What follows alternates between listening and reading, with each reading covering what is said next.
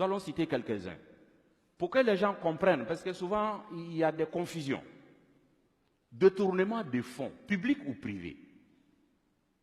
Si vous êtes détourné des fonds, ne pensez pas que vous avez désobéi à la loi de la République seulement, mais vous avez aussi désobéi aux ordres d'Allah subhanahu wa ta'ala.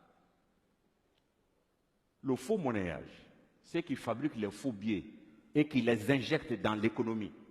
Non seulement vous déstabilisez l'économie nationale, mais aussi vous encourez la colère d'Allah subhanahu wa ta'ala.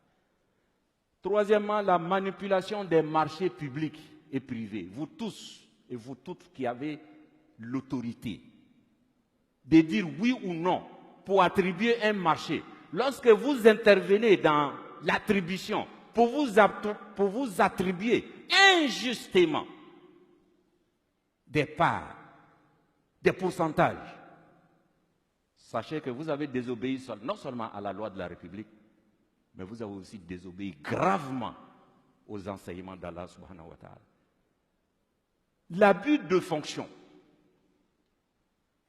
Vous tous qui avez des fonctions, qui avez des décisions, lorsque vous en abusez pour avoir un intérêt particulier, vous tombez dans la fraude.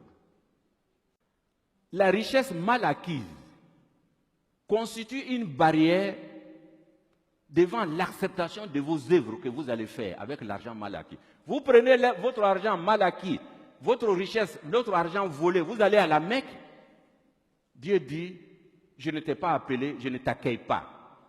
Parce que l'argent que tu as pris pour venir n'est pas pour toi. Vous prenez l'argent sale, l'argent mal acquis, pour faire des sacrifices, en tentant ainsi un blanchiment spirituel de l'argent mal acquis.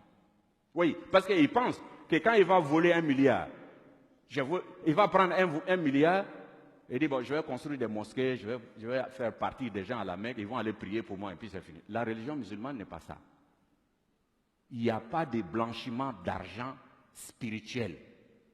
C'est-à-dire le fait de faire le sacrifice avec l'argent volé ne le rend pas licite pour toi. Dieu n'accepte pas. Pourquoi? Parce que Dieu dit, Allah tayyib, Dieu est pur. Il n'accepte que les choses qui sont pures. Chers frères et sœurs,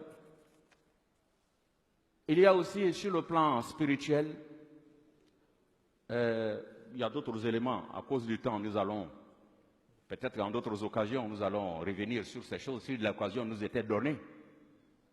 Il y a surtout la colère d'Allah. Dieu dit, فَإِن لَمْ تَفْعَلُوا فَأَذَنُوا بِحَرْبٍ مِّنَ اللَّهِ وَرَسُولِهِ. Il dit, si vous n'arrêtez pas